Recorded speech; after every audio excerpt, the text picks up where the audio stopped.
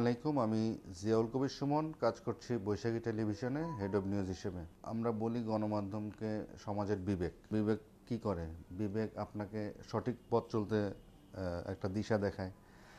আর গণমাধ্যম যারা কর্মী, তাদের প্রাতিষ্ঠানিক শিক্ষার পাশাপাশি তাদের পেশাগত প্রশিক্ষণও প্রয়োজন বলে আমি মনে করি। আর এই কাজটাই করছে ফেডারেল জার্নালিজম সোসাইটি। তো আমি আশা করব যে ফেডারেল জার্নালিজম সোসাইটি পেশাগত যেই দক্ষতা ও উৎকর্ষতা সাধনে তারা উপযুক্ত প্রশিক্ষণ দিবেন এবং পেশার যে ক্ষয়ে যাওয়া যে বিষয়গুলো সেগুলো তারা পুনরুদ্ধার করবেন এবং এই পেশাকে একটি সম্মানজনক পেশা হিসেবে তারা এগিয়ে নিয়ে সহযোগিতা করবেন। আপনার পেশাগত উৎকর্ষতা ও দক্ষতা বৃদ্ধিতে আপনি ফেডারেল জার্নালিজম সোসাইটির সাথে যুক্ত হন এবং এগিয়ে নিন আপনার ভবিষ্যৎ। ধন্যবাদ।